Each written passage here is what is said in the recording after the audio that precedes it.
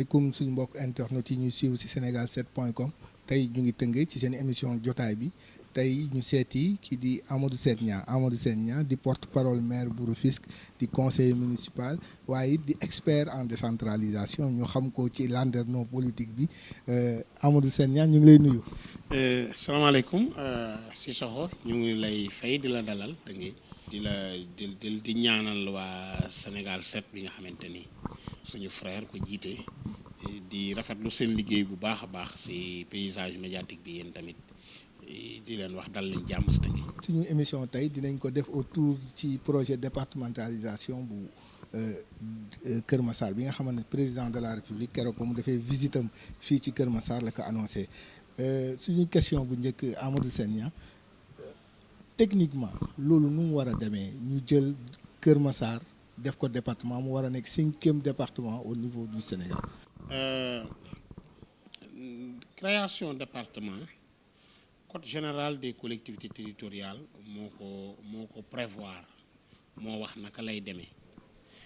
balaa may dugg si naka lañ koy defee nag ma fàttali rek seen internautes yi que Sénégal ni mu organisé wu si wàllu décentralisation ñaari échelle de gouvernance la ñu am si wàllu collectivité territoriale yi muy le département ak la commune état bi moo leen tiim ñaar yooyu dañu am ay sañ-sañ yu ñu leen jox am seen autonomie financière maanaam am seen budget am aussi ñi koy jiite nekk ay nit ñuy fal donc si échelle de gouvernance yi pour ce qui est de la décentralisation ñaari ordre de collectivité yooyu la ñu am na nag ville dinaa si ñëwaat mais boo déggee département aussi da ngay sa xel day dem ci circonscription administrative Sénégal ci architecture administrative am boo jëlee état bi bu ñu defee découpage administratif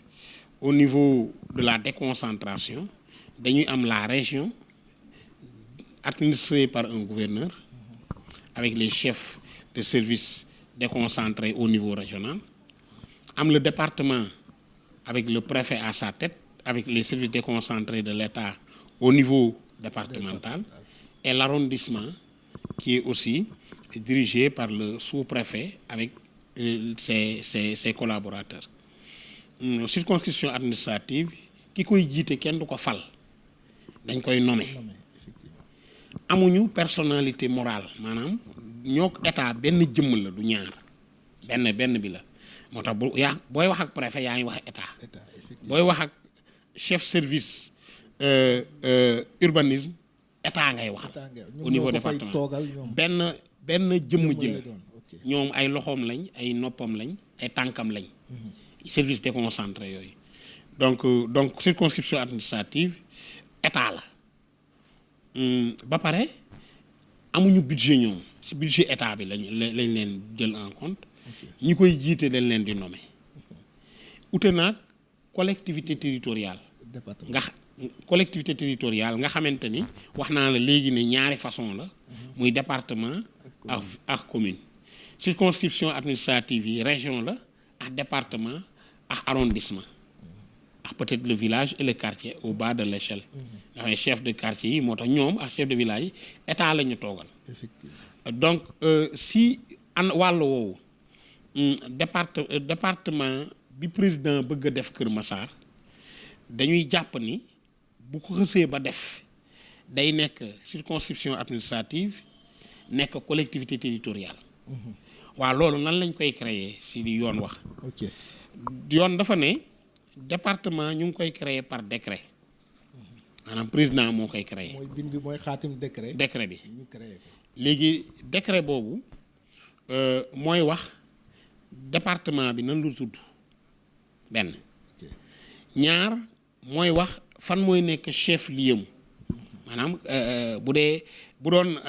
région dañ naan capitale régionale fan mooy capitale bu dee réew dañ naan fan mooy capitalu réew mi chef lieu département nag mooy capitalu département bi. comme donc département de Rufisque. ni Rufisque nekk Rufisque mooy chef lieu bi. boo demee Gossas xamoo Colobane ak Ngàcc yooyu yëpp ak Dia yooyu yëpp c'est dans le département de Gossas. Ndiende Lagan yooyu yëpp Gossas mooy chef-lieu bi. Donc le décret qui crée le département doit situer le chef-lieu du département. Ce même décret indique les limites territoriales du département. Waaw loolu liggéey la. Donc une commission doit être instituée loolu la yoon wax avec le ministère en charge des collectivités territoriales ñu ko d'ailleurs président bi mooy wax dafa ne ministre bi instruire naa la pour nga wax ak autorité Tëngéej ak Pikine bu ko defee le décret va nous dire Kër Massar département bi nu muy tudd certainement dañ naan département de Kër Massar mais attention est-ce que Mbao da siy bokk est-ce que Tivaouane Peulh da siy bokk est-ce que si wàllu woowu est-ce que tur bi ñuy jël bu dee Kër Massar la est-ce que dina concernant le nom man samedi passé ki ñu invité woon muy Guirane Diène bu Mbao moom da doon wax ni da doon réclamer ni département boobu noonu Mbao la war a tudd pas Kër Massar. waaw c'est important parce que quand on donne un nom à une collectivité territoriale ou à une circonscription quelle qu'elle soit le nom importe parce que nom dafa am ay fonctions. Le nom a une fonction d'identité d'abord. Le nom a une fonction de marketing. Oui, je parle de marketing en matière territoriale parce que le marketing territorial est important. Le nom a une autre fonction qui prend en compte un peu, on parle d'identité. D'identité parce que maanaam nu muy wanee ni ñoo bokk loolu c'est important fii laa bokk loolu c'est important donc te loolu ñu ngi koy xool ci culture bi ci histoire bi ci potentiel yi ci loolu lépp ba tax na commission bi ñuy instruire pour mu def loolu moo war a liggéey ci loolu mais historiquement tout le monde sait que Mbao lu yàgg la mais am na ñu naan aussi Mbao Tëngéej la war a bokk parce que Mbao Tëngéej la gën a bokk historiquement et géographiquement et cetera par rapport à Pikine bi nga xamante ne mu nga de l'autre côté. nga xam ne dañ ko xawoon beddi un peu. Voilà donc yooyu yëpp le nom doit pousser les membres de cette commission à réfléchir par 2 fois pour mën a xam ban la bi ci topp mooy le chef-lieu à supposer que ça s'appelle département de Kër Massar. Le chef-lieu, on doit le choisir au regard de sa centralité par rapport au reste du territoire, au regard de sa posture stratégique, etc., etc. Donc, loolu aussi nekk na lu am solo lu ñu war a sóor. Maintenant, la grande difficulté réside dans la détermination du territoire. Il y a plusieurs options possibles. La première option, c'est de créer le département de Kër Massar à partir des territoires de la commune de Kër Massar. Maanaam mu yam ci territoire commune bi yam. OK. Parce que argument principal bi ñu joxe mooy cette commune fait près de 600 000 habitants. Oui, je confirme que l'approche sénégalaise de découpage administratif est basé sur le poids démographique et non pas sur la taille ou sur le territoire, sur l'étendue du territoire. Tu vois donc au Sénégal de petites communes et de très grandes communes. Mais l'essentiel mooy ñu fàttali ni Sénégal dañ ne pour créer commune na am 1000 habitants. na am 1000 habitants pour commune. Pour commune. Boo demee France 500 la ñu wax. Man dama jàpp ne tax mënoon nañ ko yokk yóbbu ko ba 5000 pour que communes yi am benn dayoo waaw dayoo bu xaw a am solo yoo xamante ne presque quartier la quoi. waaw mais loi bi 1000 habitants la wax. 1000 habitants loi bi 1000 habitants la wax donc peut-être bu ñu ko yokkoon communes yu bëri nañ disparaître ñu mën leen boolewaat. Donc il faut que ñu jàpp ni première option bi mën na nekk loolu ñu yemale ko fa bu boobaa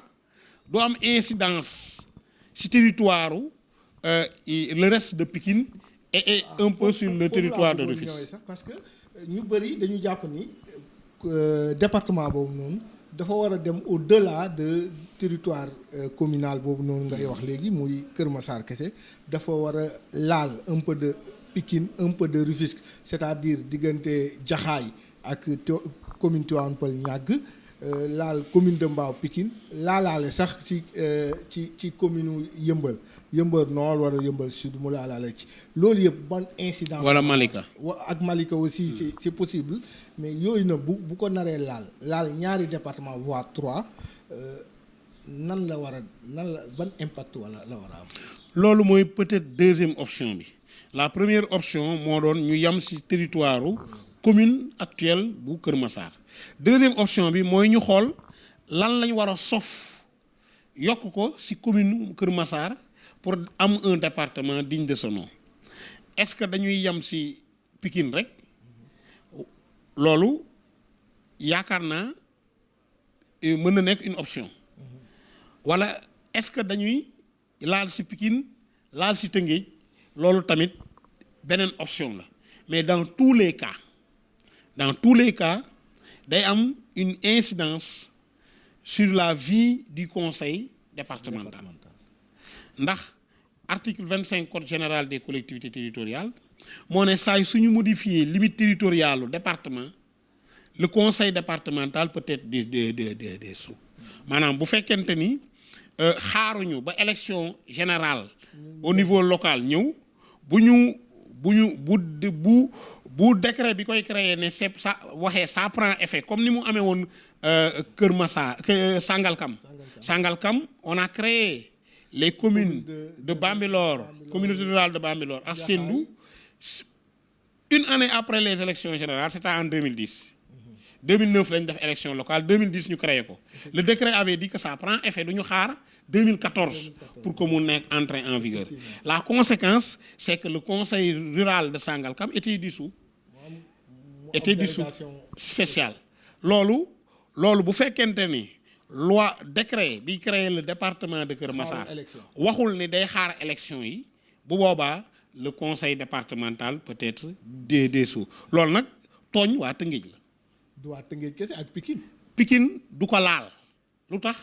mooy wax naa la sànq ville juróomi ville ñoo am Sénégal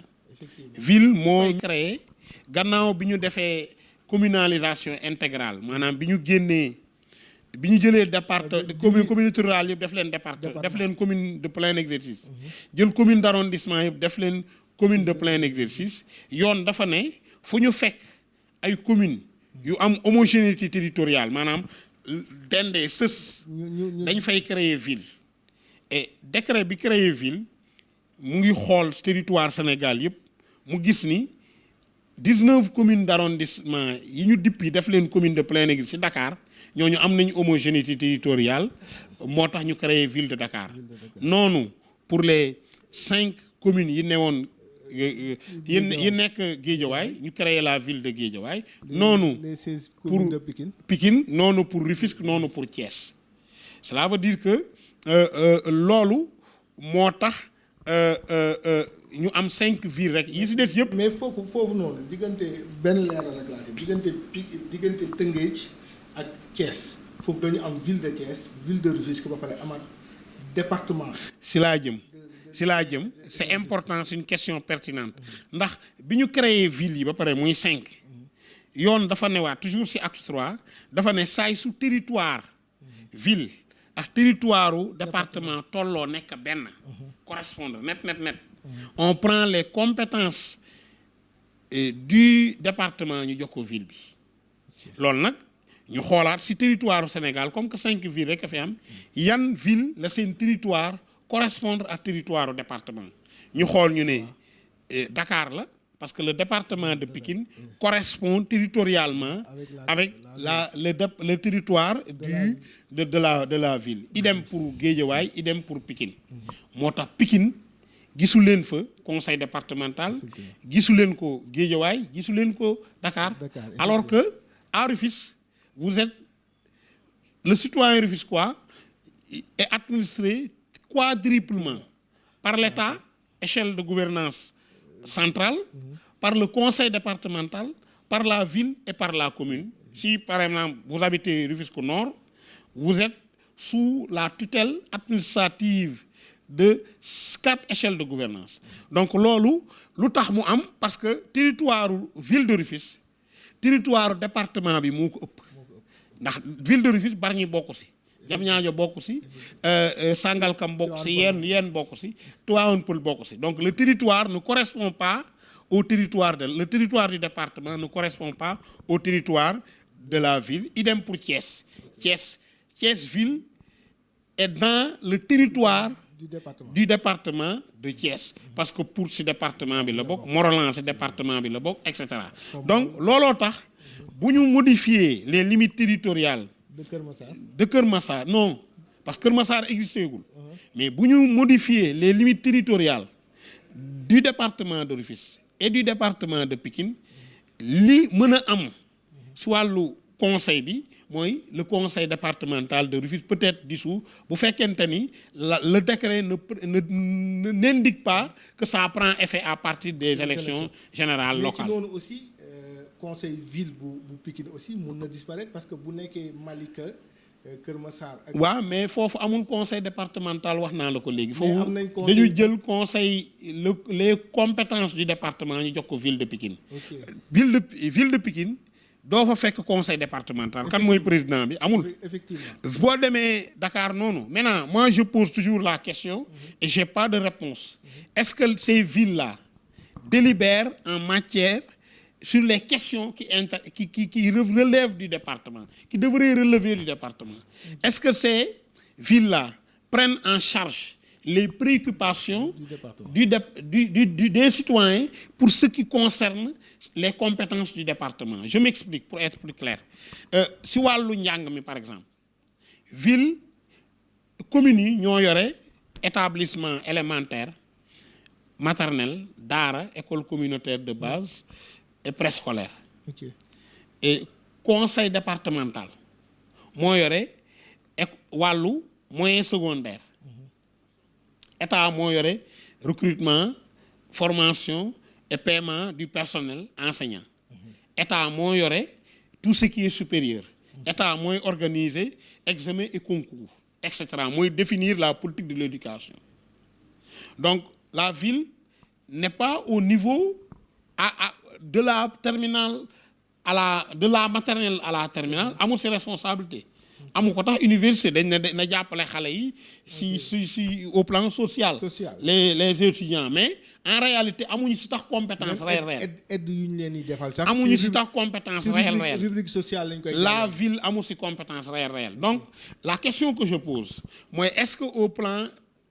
au niveau de ces 3 villes là est-ce qu'on délibère sur les questions qui relèveraient du département c'est une question.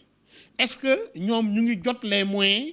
yi nga xamante ni buñ ko doon séddale tey dañ koy jox département yi loolu tamit beneen question la loolu ndax dafa am benn conseiller bu nekk Pikine nekk jeune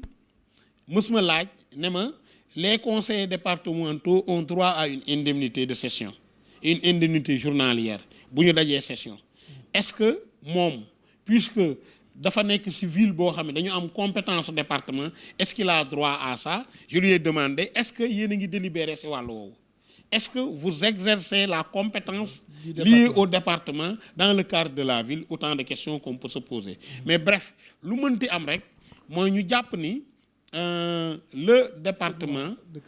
de Keur Massar buñ ko doon créer dina am conséquence bu dee dañuy laal deuxième option bi ma wax mooy ñu laal ci territoire Tëngéej laal ci territoire Pikine conséquence bi mën a am mooy mu daal di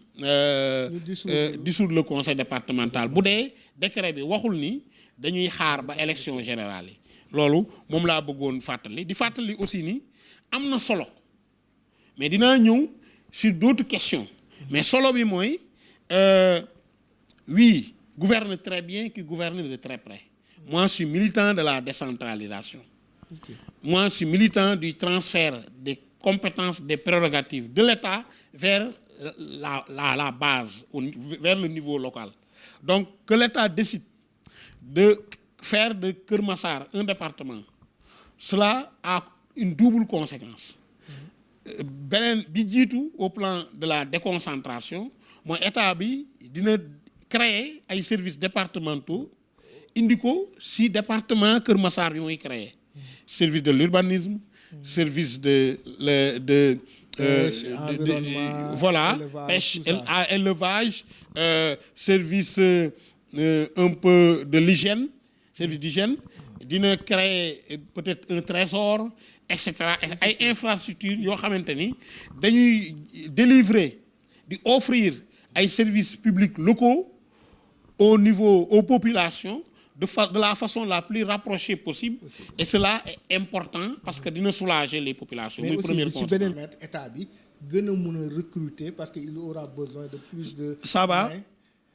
main pour nga xamante ne administration boobu jege gën a mun a jaar yoon. oui, si on peut dire ça peut créer des emplois supplémentaires aussi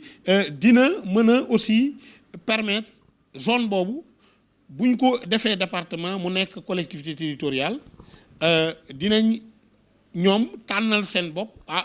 au niveau départemental ay nit yooyu ñoo leen di fal ñuy doxal seeni mbir ci wàll woowu mais aussi n'oublions pas que un département warul nekk benn commune rek ay communes yu bëri lay war a doon le décret va nous dire quelles sont les communes yi nga xamante ni ñoo nekk ci département boobu bu dee day am ay arrondissement yan arrondissement la est-ce que arrondissement de Mbao la wala arrondissement de Kër Massar le décret nous dira maintenant cela appelle une réflexion approfondie des arbitrages à faire des concertations à mener une convocation des réalités historiques culturelles mais surtout économiques. mais donc aussi seen ñaar bu ñu réfléchir sur ce projet de département là est-ce que mënuñu xalaat aussi pour benn possibilité laay joxe ñu maintenir les 4 départements qui existent dans la région de Dakar ñu boolewaat Pikine ak Guédiawaye créer le département de Kër Massar nga xamante ne day nekk ay entités géographiques yoo xamante ne day homogène que ñu bàyyi nu mu nekk am 5 départements mu am nekk ay fourre-tout fii dugg fii génn fii est-ce que ne leen du gën a adéquat que ni mu nekkee nii. C'est une question très pertinente d'autant plus que région yi nekk Sénégal 14 Dakar moo si gën a tuuti superficie te moom ak Kaffrine je crois ak Tamba ñooy région yi am 4 départements mu nekk bu dee Tamba mën naa comprendre bu dee Kaffrine peut-être ma comprendre peut-être du ma comprendre mais bu dee Dakar c'est compliqué. non c'est compliqué. bu fekkente ni dañ ko yemale parce que nee naa la sànq approche démographique la Sénégal am. mais bu ñu amoon approche géographique peut-être loolu du mën nekk. maintenant bu ñu bëggee dolli si benn day daal di ëpp yaakaar na li nga wax léegi day nekk une 3e option mooy ñu considérer waat le territoire de la région de Dakar ñu daggaat ko en département viable homogène mais qui ne dépasserait pas peut-être 4 wala qui s'arrêterait à 3. N'oublions pas que département Guédiawaye yàggul am si booy seet ci département mooy département bi gën a ndaw. oui bi gën a ndaw. oui donc moo gën a ndaw si territoire. mais si démographie c'est dafay am doole donc loolu il faut une combinaison intelligente un savant dosage de ces critères de ces facteurs de création là. donc loolu yaakaar naa commission bi war na jël temps réfléchir mais plus globalement bu dee dañuy créer 5e département ci région de Dakar des questions peuvent être posées. Est-ce que c'est en harmonie avec la politique globale le schéma national d'aménagement du territoire? Est-ce que c'est en harmonie avec la modernisation de l'administration territoriale stratégie la bu gouvernement bi teg? Est-ce que c'est en harmonie avec un peu la correction des incohérences territoriales? Est-ce qu'on ne devrait pas peut-être songer à, si on parle de démographie, à découper Touba en plusieurs communes, à l'ériger même en département ou en région? Parce que am na démographie bu mag. am na ay propositions Serigne Modou Bousso Dieng. Oui. Pour ne pas le citer keroog proposé ne Touba se basant sur le projet de Kër Massar mu ne Touba ci même projet boobu noonu dafa war a inclure Touba ñu def ko département ñu def ko région parce que am na démographie bi ay am na potentiel économique bi am na une vaste étendue territoriale. te li nga doon wax sànq historicité bu yooyu di laaj. Touba kenn ëppale wu ko ci réew. Voilà, c'est les cités religieuses. Voilà. Président dafa am ay initiatives yu mu jël def ko foofu. Mais pour aller plus loin que ça, on peut songer à en faire des collectivités territoriales ou des circonscriptions administratives spéciales. Pas loo xamante ni day indi une divergence ou entre les territoires, mais par rapport à leur potentialité, à leur spécialité, qu'on accepte tous dans un commun vouloir de vie commune, cette spécialité-là, pour justement leur donner toutes les chances de pouvoir se positionner en cité religieuse, que ça soit Popenguine, que ça soit Touba, que ça soit Tivaouane, etc., pour leur ñu jox leen dayoo bi ci war ak jumtukaay yi ci war sans pour autant occulter ñoom li ñu doon intrinsèquement. maanaam sëñ Cheikh Thioro Bassirou Mbacké mooy suma sëriñ dañ si ma sa waxtaan ci Touba mu ne ma Touba na doon li sëñ Touba bëgg mu doon maanaam lépp lu ñu mën a jël ci wàllu état di ko fa modifier di ko fa yokk wala ñu ko fay wàññi bu mu laal lu toll tarfatal ay ni ci li Touba li ci borom Touba yal na yàlla yokk leeram bëgg Touba nekk donc loolu ça résume tout. Ça donne une idée de ce que doit être Touba au plan administratif. Maintenant, bu dee dañuy yam rek ci argument démographique bi Touba mériterait d'être découpé en communes, au moins en communes, et en faire une ville comme c'est fait pour Rufisque, Pikine, Guédiawaye, Dakar et Thiès, ñu def ko ville. De la même manière, on peut le faire à Saint-Louis on a l'île déjà qui peut être une commune à part. Il y a au moins deux communes à l'intérieur ou trois. Parce que man li ma mënul comprendre Sénégal on parle jamais de la ville de Saint-Louis. Non, c'est des communes. À part ces cinq villes yi ma wax. Dakar, Pikine, Guédiawaye, Rufisque et Thiès. Ici des yëpp bu ñu leen oowee Pikine, c'est par abus de langage, mais au sens de l'acte 3, au sens du droit au niveau du Sénégal, on n'a que 5 villes. Maintenant, pour bu dee dañuy def découpage. Première option bi mooy ñu ériger Touba, Saint-Louis, Kaolack, Ziguinchor en ville. Créer ci seen biir ay villes pour rapprocher davantage l'administration locale des administrés. maanaam Touba rëy na rëy goo xamante ni bu boobaa ville bi day nekk la ville sainte nañuy tànne ñu koy jiite yooyu loolu ñu bàyyi ko waa Touba. mais ci biir Touba ña fa nekk am na zone yoo xamante ne am na sëriñ yu fa ne. population yi ñu mën a jël seen bopp en charge mu lépp nekk en harmonie avec ce qui se fait au niveau de la ville sous l'éclairage du khalife général. On fera de même peut-être pour Tivaouane bu fekkente ni jar na mu nekk ville encore que il faut voir le territoire de Tivaouane nan la tool bokkuñu mais statut mun na nekk benn genre statut spéciaux par exemple boo demee Kaolack nga dem Medina Baye xam nga mënul nekk ville parce que ci biir mu nekk cité religieuse mu nekk des cités on déclenche une réflexion approfondie sur le statut des cités religieuses d'autant plus que au plan économique dañuy am benn li ñu naan le tourisme religieux ça rapporte beaucoup pour un pays qui veut se développer donc il faut avoir une démarche intelligente et on est dans l'intelligence économique territoriale donc on peut véritablement réfléchir dans ce sens-là et voir quel statut on pourrait donner aux différentes cités religieuses du Sénégal. maa ngi koy jaale waa Jolof bu baax ak waa université dafa am benn professeur université bu dëkkoon Jolof mais am bac jaar Dakar dem France jàngi lu yàgg ñëw nekk professeur Bala sant je crois Omar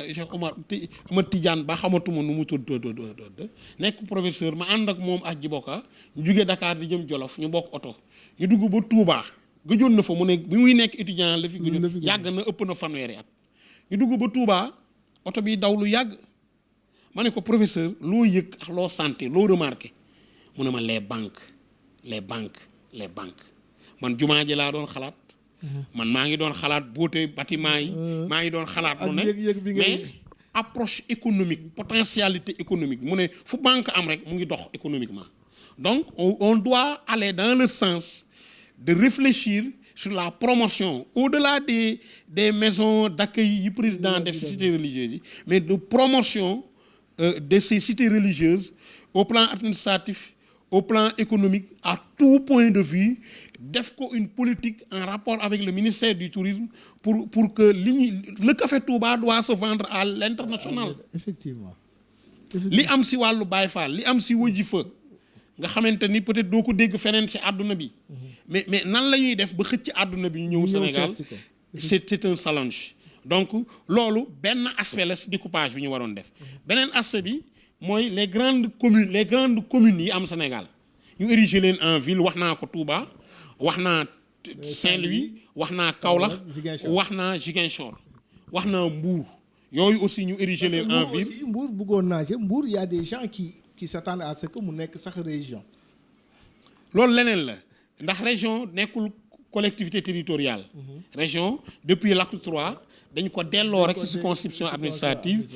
amatul koo xamante ni une assemblée élue bu koy jéete mais même bu fekkee nekk na ko man je reste sur le niveau départemental et je voudrais que à Mbour que dans la commune de Mbour en tant que tel parce que si département bi on a Thiadiaye on a Joal on a Nguéniène etc. mais que ville de Mbour commune de Mbour ñu def ko ville créée ci biir dina mën a permettre lu bëri loolu mooy beneen option bi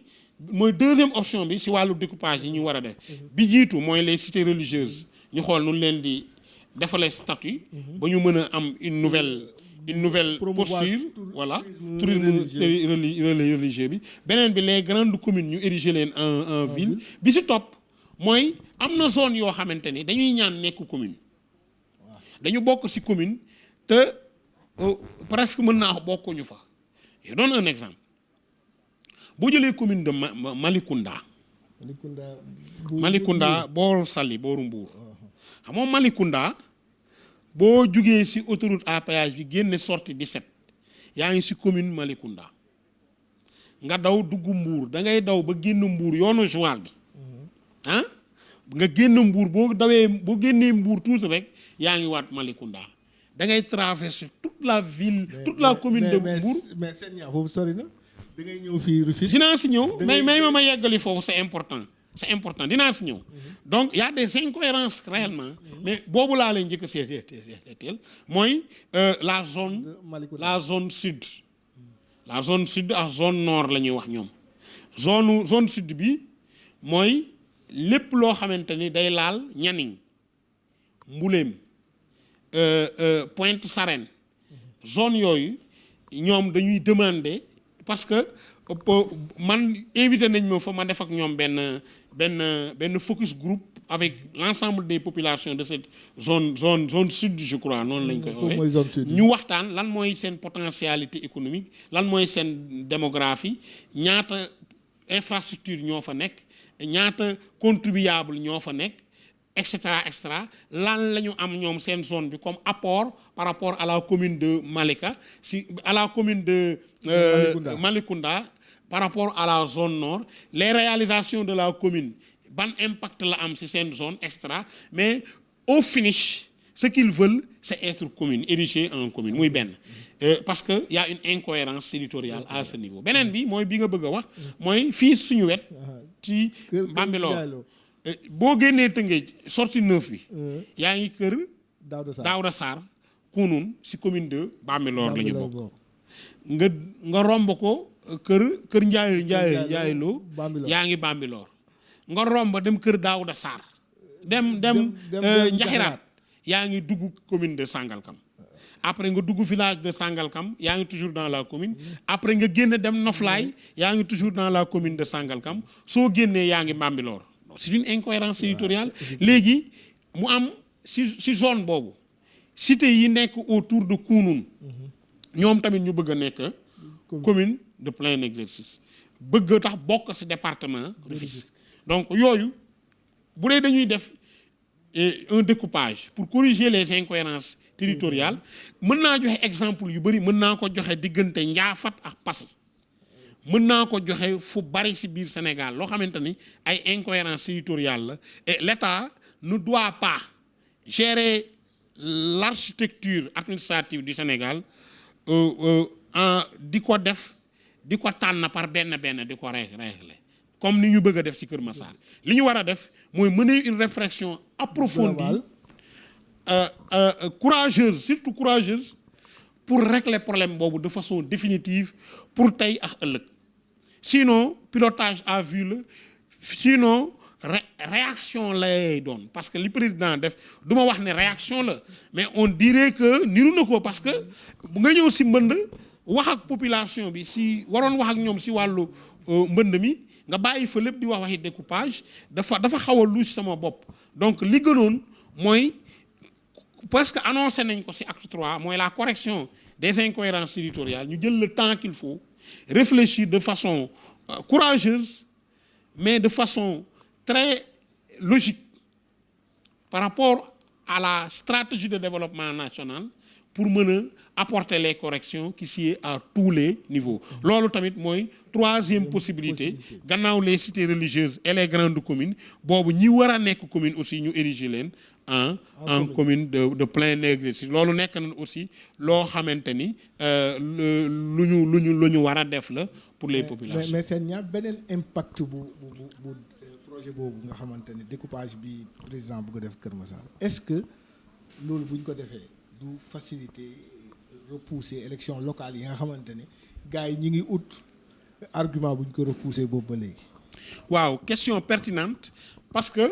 xam nga au Sénégal en matière électorale il y a ce qu'on appelle la carte électorale. Carte électorale bi mooy yan mooy circonscription électorale yi lan mooy lieu de vote yi lan mooy bureau de vote yi loolu mooy carte électorale bi donc bu ñu changer les limites territoriales nécessairement la carte électorale sera modifiée muy première conséquence. La deuxième conséquence mooy les cartes d'électeurs parce que la carte électorale est différente des cartes d'électeurs carte d'électeurs yi mooy man bi ma yore bi nga yore bu beneen citoyen yi loolooy carte d'électeur carte d'électeur bi aussi dafay obsolète parce que adresse électorale bi day changer li si changer dafay bëri donc conséquemment dañuy jëm kon si tëggaat ko defaraat ko ça va le temps que cela va prendre gëwuma ni fekk le 31 mars bi ñu ne mooy au plus tard si la ñu war a def élection yi gëwuma ñu mën fii modifier les limites territoriales bu Kër Massar par exemple ak yi ma proposé léegi changer carte électorale bi enrôler les citoyens defaraatal leen ay cartes yu bees bokkul ak révision électorale bi nga xamante ni moom la opposition bi révision du fichier électoral moom la opposition beeg ñëpp wax au niveau de la commission du dialogue politique bokkul loolu lépp mais lii nga wax ni conséquence directe la si modification limite territoriale collectivité surtout bu Kër Massar donc loolu gëwuma ni mën nañ ko def fekk le 31 mars ndax di nga leen enrôler di nga xaar nit ñi ñu inscrire au moins un mois après di nga bàyyi une période contentieuse ndax boo leen inscrire pare da ngay afficher liste yi nit ñi am temps xool ndax seen tur nga fa pour def ay réclamation pour def ndax amul ay erreur ñu corriger nga doog a établir les cartes donc ko distribuer waat donc loolu on est au mois de septembre presque octobre donc il nous reste 6 mois pour faire ça ensuite nga convoquer nga doog a convoquer le collège électoral tu vois le temps que cela fera gëwuma ni mën nañ ko fi def encore que découpage boobu ñuy wax tax amagul il faut mu am ñuy doog a démarrer loolu ma lay wax nii te mu mën a jël 3 mois mais kañ lay am kenn xamul à ça mooy le mandat des maires actuels seen mandat jeex na depuis 2019 léegi depuis lors ñu ngi repousser ñoom ñu ngi toog mais à la limite après ñoom est-ce que duñu mujj illégal. non mën nañ écorner seen légitimité mais illégalité gëwuma ko ndax loi moo ko prévoir. Je rappelle maa ngi koy wax démb ci benn journal que gouvernement Sénégal état du Sénégal ñu fullaalool élection locale état régime yëpp nag maa ngi rappeler ni 84 ba tey 1984 ba tey musuñu organiser élection 5 ans après 84 bi ñu paree ci élection yi élection locale yi mu ngi waroon am 89 ñu ne événement naar yi Sénégal Mauritanie ñu repousser élection yi yóbbu ko 90 88 ni élection yi meloon opposition bi boycotté élection locales yi en 90 mandat yi war a jeex 95 ñu def la réforme de la régionalisation ñu def 96 ñu yóbbu ko 96 mu war a jeex 2001 président Wade ñëw 2001 puisque tous les élus étaient du PDS pour la plupart à part Dagana peut-être Dieuppeul mu ne délégation spéciale et ce que la loi avait interdit parce que délégation spéciale dañu interdire mu am portée générale maanaam ñu def ko ci Sénégal gépp. Je rappelle que au plan africain au plan mondial dañuy noter état yi ci wàllu décentralisation selon que ñiy jiite maire yi dañ leen fal wala dañ leen nommer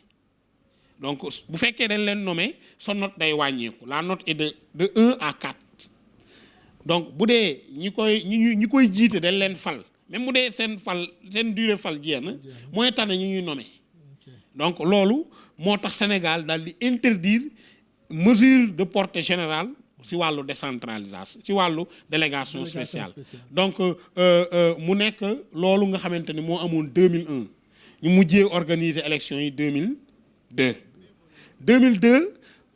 élection yi waroon jeex mandat yi waroon jeex 2007 def nañ élection présidentielle def nañ élection législative état bi daan ne ñetti élection ci benn at mënul ne ñu reporté ko 2008 mbënd bi ñëw ñu ne dañuy def jaxaay ñu jël xaalis yóbbu foofu jël élection yi yóbbu 2009 mandat bi war a jeex 2014 mars boobu mooy report bi gën a tuuti ñu yóbbu ko juin 2014 mandat bi waroon jeex 2019 ñu ne dañ koy yóbbu 2020 yóbbuwaat ko 2021 ñu ne du weesu mars 31 mars 2021 attendons de voir ndax dinañ ko def d'ici fekk le 31 mars 2021 est-ce que loolu nag ñu bëri du illégalité parce que saa su ne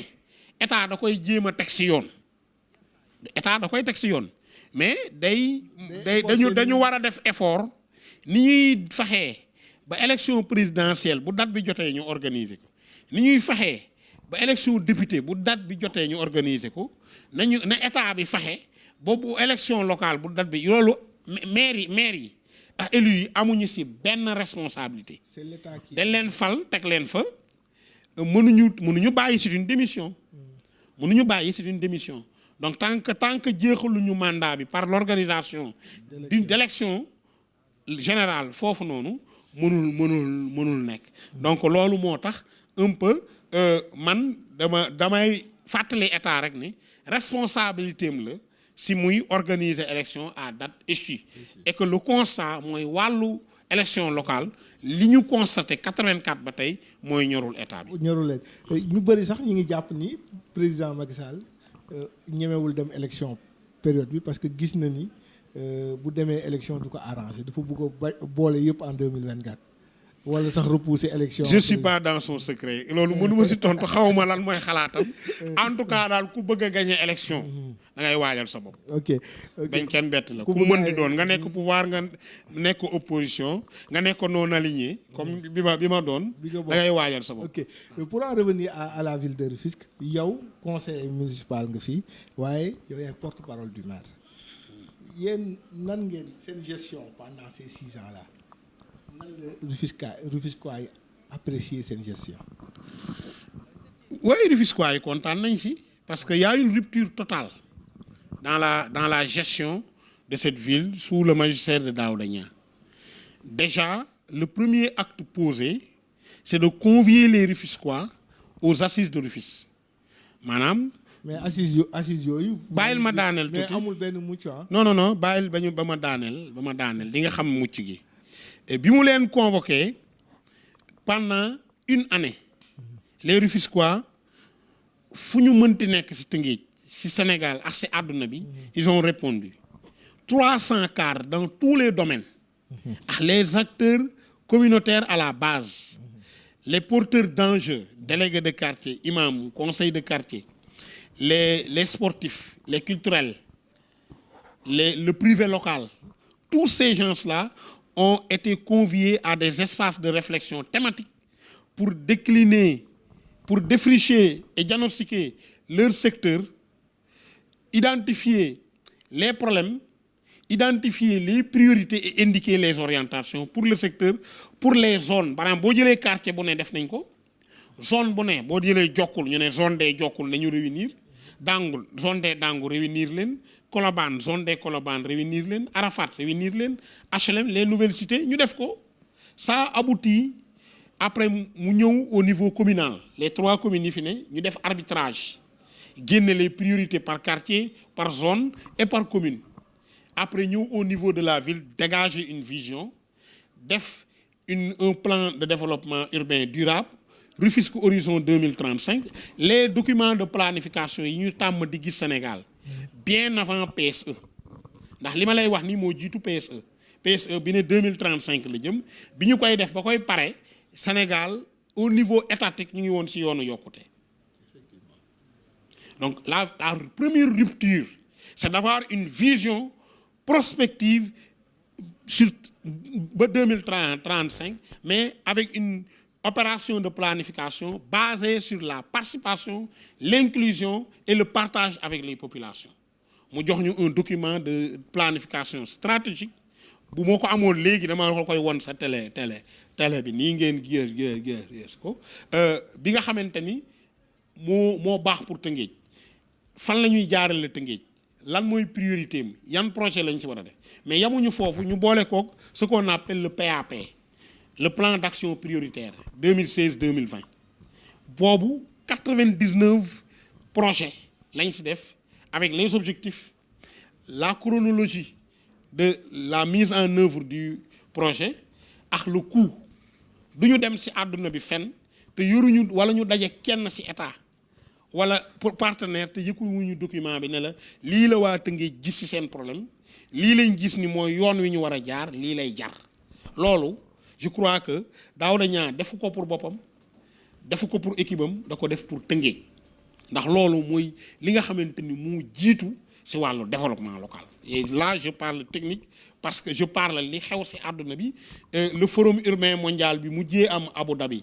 ñiy defar dëkk ci àdduna bi daje fa ñëpp mànkoo nañ ñi mënoo defar dëkk te amoo document de planification réew tax kenn dootu ko defar moo tax état bi corrigé fay dans la première phase dañu fay cabinet mu defar le PSE fii c'est les populations ñoom ñoo dajee defar document bi fan la mujjee mooy le document existe. Deuxièmement, pour sa réalisation parce que la mise en œuvre des actions yi ñu ci prévoir amul ku ñuy dajeel ci àdduna wala d'abord ñun suñu wàllu ba bu ñuy defar suñu budget ci wàllu investissement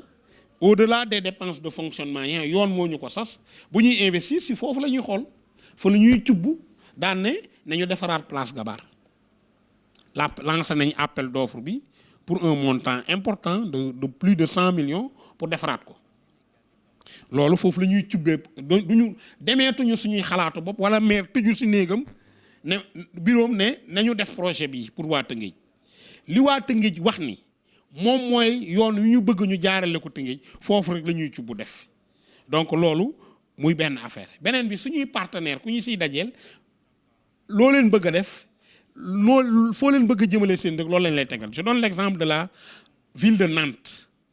Nantes yàgg nañoo ak moom 92 ba tey mosuñu yëkkati 100 millions jox ñu xanaa opère caserne sapeur pompier bi ñu jàpp ci équipement dafa defaraat ko quoi donc bi ñu toogee ak ñoom ci biir document assises yi dañu wax ni il faut créer une école une maison des arts ñu ngi koy tabax mooy fi ancienne police bi ne woon pour 400 millions ville de Nantes métropole joxe 200 millions la ville de Rufisque joxe 200 millions donc li waa Tëngéej di wax anamu le centre ville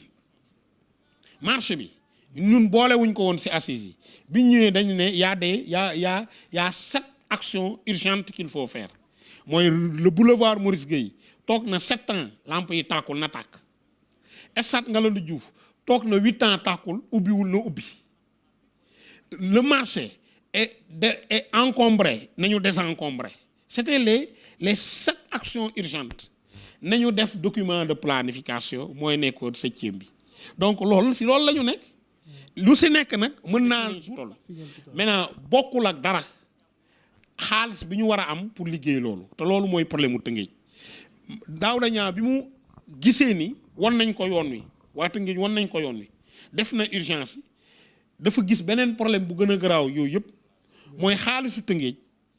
day gën di wàññeeku si loo xamante ni Tëngéej yoonam newu si maanaam yoon ni mu tëralee wàllu xaalis si wàllu mairie Sénégal mooy si chaîne fiscale bi ndax mairie Sénégal ñetti xaalis la ñu am les recettes propres les recettes fiscales surtout les transferts étatiques ak les produits de la coopération boo jëlee ville de Rufisque ñetti xaalis yooyu yëpp boo ko boolee si ñetti at yi mosuñu egg 4 milliards mais 3 milliards 700 yi recette fiscale yi la recette fiscale yooyu di wàññeeku comme nu mu mësul amee Sénégal bi ñu xoolee jàngat ko dañu gis ni état bi ñi daan fay da leen baal wala dootu leen fayeeku mooy comme Sococim wala ñu leen di wàññil mooy par exemple Sococim moom dañ koo baal ne ko deel depuis 2006 ne ko deel jox Tëngéej 1 milliard 300 dañ koo baal suñu alal maanaam Sococim tey jii bu ñu ko doon nattal lu mu ñuy jox bu ñu ko doon imposer au réel gàtt 5 milliards. 5 milliards lay. waaw léegi bi Daouda Niang maire Daouda Niang constaté ni xaalis yi mu ngi wàññeeku ñu jàngat xam ni état moo war a définir assiette fiscale bi def les rôles muy impôt et domaine trésor recouvrer ko jox ñu suñu xaalis ñu mën a liggéeyal waa Tëngéej mu interroger waa impôt et domaine le directeur général Cheikh Tidiane Ba déplacé woon ñëwoo fii gis nga Agreco du fay usine la entreprise bu nekk biir Cap des Biches di defar courant di jaay Senelec di encaisser ay milliards di def si poosam te du jox Tëngéej dërëm Val d'Afrique gii si benn bés ren si Covid bi jaay na lu mu daan jaay si at Val d'Afrique bi mu nekkee Tëngéej ba tey xaw ma ban 1900 la muy joxe Tëngéej weesuwul 30 millions du dara canal boobu nekk tiim seen bunt bi waroon na taw waa Valda waroon nañ taw rus seen usine di mel noonu di am voisin bu tudd canal boobu waroon nañ ko rus mais ñoom seen la ñuy joxe mosul yokk mais ren day yokk parce que la ñuy am chiffre d'affaires si at am nañ ko si benn bés maa ngi koy wax ak waa impôt te dinaa si ñëwaat léegi lu am solo la am na si ñoo xamante ni mosuñu fay kii nekk fii bataane woon Serigne Boub CCBM mosul fay dërëm mu ngi fi toog di defar ay oto di jaay mosul fay dërëm mais loolu mairie Tëngéej wax rek la si mën ñuy sant yàlla lool ndax bi fi impôt et domaine jógee dafa am benn réforme bu mag bu ñu def si non patente bi beneen problème la ndax wax naa la 3 milliards 600 yi mooy patente 200 millions yi moo ne woon foncier bâti li si des ay état civil la 15 millions nga fay am si at bi yëpp kon nga xamante ni buñ nee yow sa patente ba nga daan am 3 milliards 600 supprimer nañ ko foo jëm donc lu waa Tëngéej mën a wax lu ñu mënti bëgg si wàllu tali si wàllu lampe si wàllu infrastructure la ma doon wax rek li war a dugg bu duggul li war a génn du génn. léegi mais Senia dañuy ñëw ci situation actuelle mooy mbënn mi. mbënn mi Rufisque a été touché gars yi ñu ngi incriminer benn côté terre affaire mais ba mu amee yéen en tant que collectivité locale yéen action ngeen def pour soulager les populations. nga may yeggali si recettes yi pour ñëw sa question ndax c'est fondamental bi ñu yëgee loolu impôt domaine dañu def ci code général des impôts la commission de la fiscalité locale pour maintenant permettre aux collectivités locales ñu ànd ak waa impôt et domaine pour liggéey pour xool nu ñuy améliorer les recettes maire jël commission boobu dénk ko ma ko man pour ma ànd ak waa service démb la ñu soumettre un contrat de performance boo xamante ni waa impôt et domaine dañu war a montrer xarañ pour performant pour seet fu suñu xaalis ne rëdd ko ci téere jox ko trésor ñu recouvrer ko yàlla na ma ci yàlla defal ndam pour Tëngéej mais loolu la ma daaw da ñaa pour wax rek ni ci défi yi daaw da ñaa am mooy xool nu muy yokkee xaalisu Tëngéej bi nga xam bi mu ñëwee dafa constaté muy wàcce drastiquement donc loolu nekk na jafe-jafe boo ba tax na ñu am jafe-jafe lool pour taxawu askan wi mais malgré jafe-jafe yi dañu takk suñu ceinture pour que bu problème amee ñu faire face bi mbënd bi mbas mi ñëwee il a mis en place un comité de crise gis ngeen li mu si def kenn xamul xaalis bu nu mu toll dans un premier temps 120 millions après defaat nañ si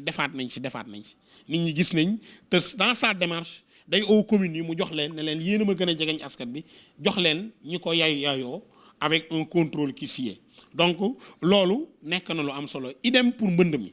bi mbënd mi amee ñuy sant yàlla bu baax ndax Tëngéej nag lu ñu mënti wax canal bi tilim na ñaaw na ñu ngi ñuy xas mais ako moo baax ci fonction drainage des eaux pluviales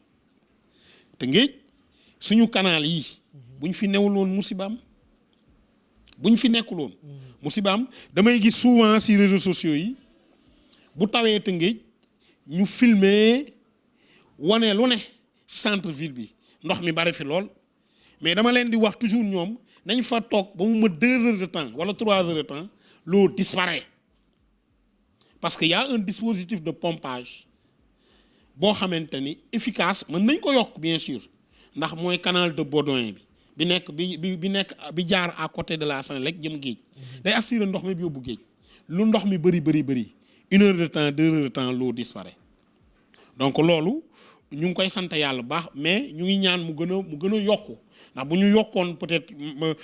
station de pompage yooyu comme niñ ko annoncé woon si wàllu ak waa ONAS pour jàppale ñu si côté boobu doon na baax trop mais y a des points bas comme Ndargu Ndaw comme Daaru Rahman yooyu comme Guy Murit da nga si gis ay points comme Colobane dañ si ay points bas yoo xamante ni normalement suñu bàyyee seen bassin versant maanaam fa ndox ma daan jaar ndax si li yàlla sàkk si àdduna ndox moo si ëpp mémoire ndoxu taw bi mu ngi wàcc yaa 30 millions d'années fii si Tëngéej mu ngi wàcc yaa 3000 ans fii si Tëngéej fa mu daan jaar rek lay jaar soo ko baaree du jàll li nga wax si terre bi dëgg la fi ndox mi daan jaar y a 1000 ans y a 500 ans y a 30 ans mais moom lañ ñëw baare ba tax na ren ak daaw Colobane ak këri kaw inondé comme nu mu mësul inondé lañ fa fekkoon ci dispositif ci wàllu canal ci wàllu station d'épuration comme bi ne woon Castor ONAS dafa dindi yëpp sànni muy musiba et loolu on tient comme responsable l'ONAS et son directeur que nous avions alerté, que nous avions avisé, à qui on avait adressé des correspondances pour leur dire que li ngeen di def Tëngéej baaxul ñu persister dans l'erreur. Donc il faut que l'État nga xam ne dafa am jëmmam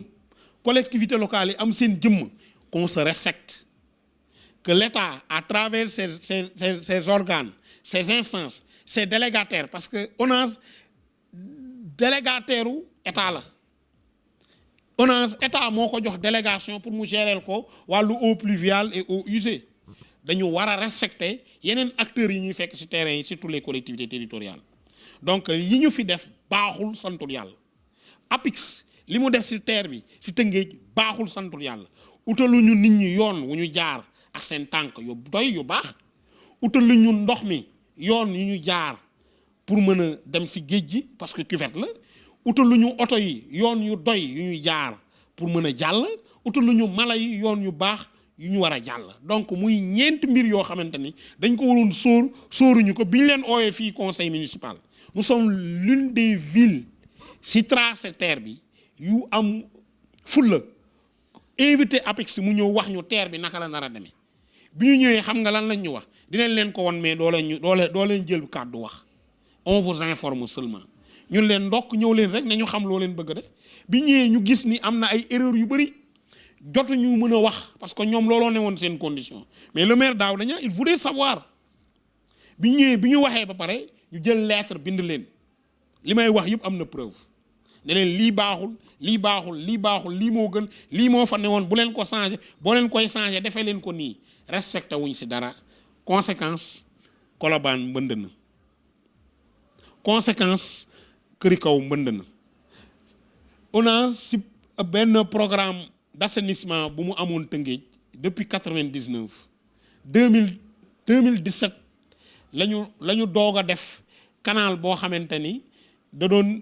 jogaale ndoxu Daaru Rahman bi génn ak moom foofu noonu si période booru Colobane liggéey boobu ba tey yeggul ñoo ne en 2020 donc muy ay affaires yoo xamante ni ñun dañ koy subir te ñun ñoo gën a jegeñ askan mi tax ñun la ñuy duut baaraam may wax rek ni waa Tëngéej ñii leen fi toogal di Daouda Niang ak équipe am nañu fulla am nañ fayda suñu waree wax dinañ wax suñu waree bind dinañ bind man bañuma tax ñu dem ba si yoon parce que il faut que ñu toll foofu Sénégal ba bu état defee lu mu warul def si collectivité locale mairie bi porte plainte état wala mu porte plainte ki nga xamante ni mooy liggéeyal état pour ñu gën a respecter collectivité locale yi la même chose la ñu defoon si autoroute à péage yi li ñuy wax ni on ne parle pas de politique on ne parle pas de régime on parle de l'état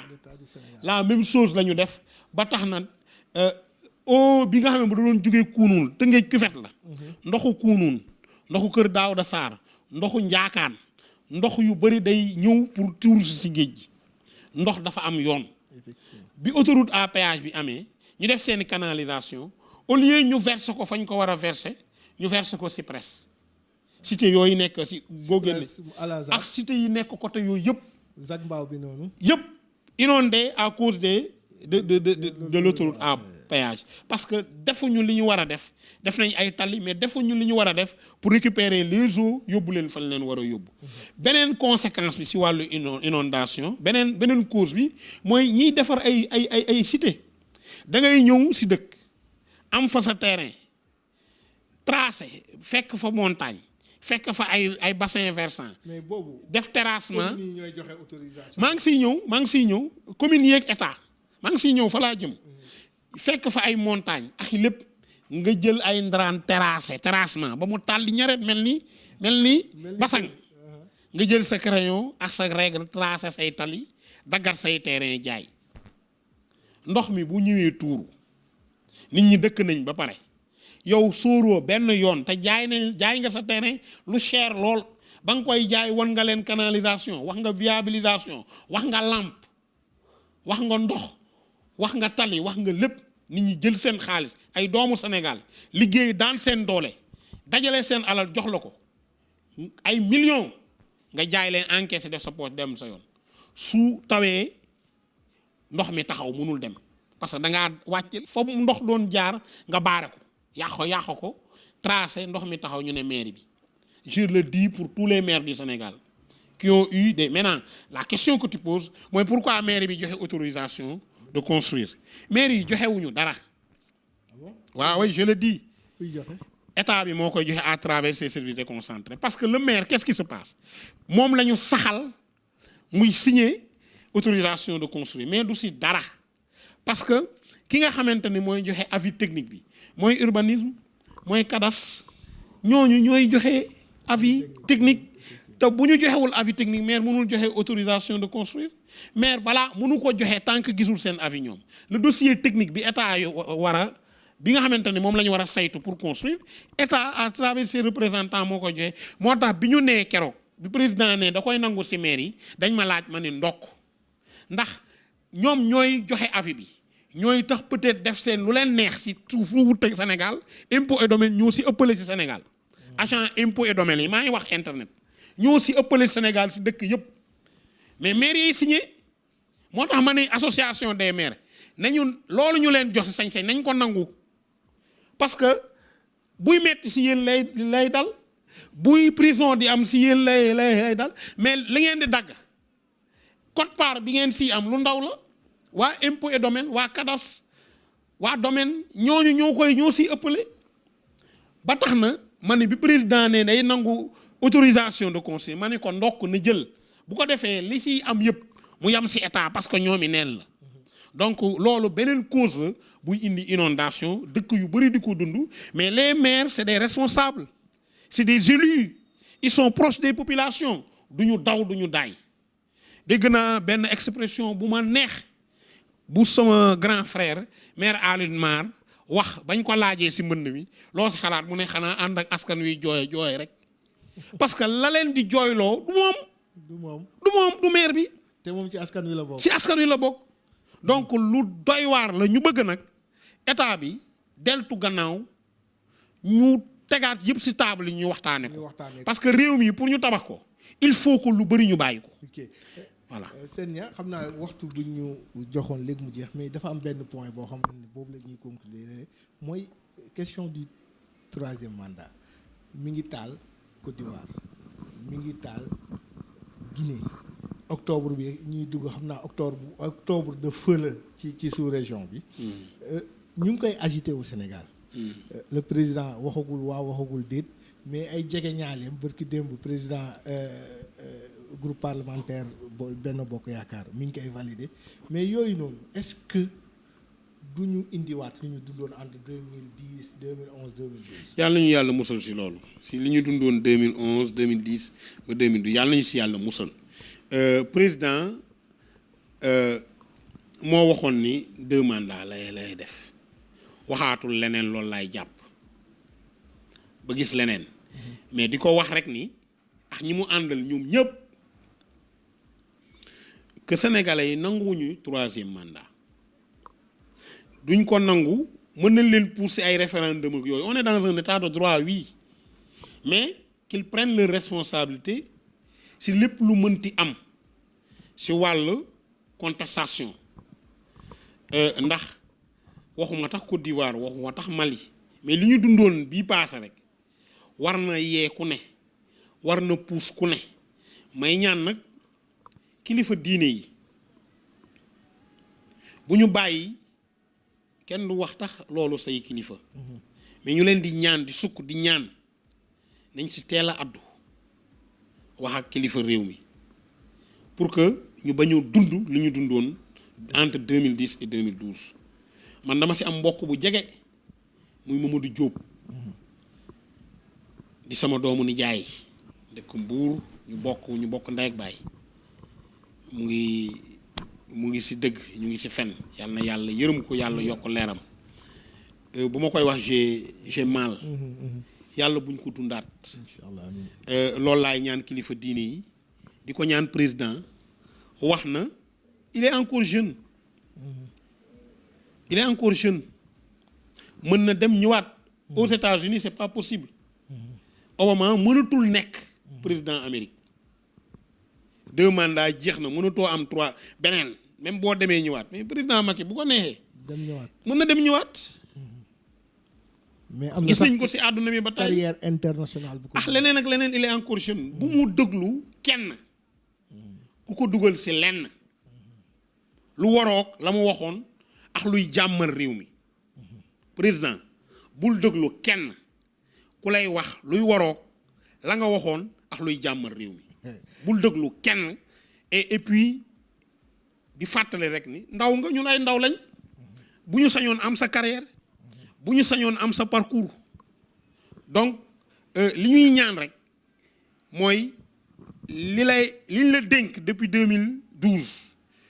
joxaat la ko 2019 nga yeggalee ko sa sago bokkuma sa équipe mais li ma lay gën a yéene mooy nga réussir parce que boo réussir Sénégal a réussir nga réussir si jàmm li nga am comme projet nit day juuma mën na def lu baax mën na juum si yenn problème yi boo dee opposant am nga danga koy wax te man dama ko koy wax keneen da ko koy wax mu nangu ko mën na ko bañ a nangu ñuy xëccoog moom si loolu li Sonko di def li PDS di def li noonu la ñuy def ñun ñëpp ñuy wax suñu xalaat c'est ça l'état mais bu jeexalee mu dem bu ko defee keneen ñëw defaraat ndax tabax la rek kii day teg ba 5 rangées kii ñëw def ba séance bi keneen ñëw def séance après ñu couler Sénégal pareegul bu ñu demee ba peinture ba mu rafet tax mën nañ ne dañuy tabaxaat étage etc. Donc c'est une construction qui se fera par des générations et des générations yàlla dimbali na ko ak sénégalais yi ñu jox ko si responsabilité à une période donnée de la vie du Sénégal na ko mëtal te rafetal ko loolu laa koy ñaanal loolu laa koy ñaan mu def ko li si des yëpp nag ñu dellu dal li ma gën a yitteel man mooy la vie des collectivités territoriales mu waxoon ma profité si di ko wax le 10 octobre passé bi mu dajeeg maire Sénégal yi dafa ne woon 5,5%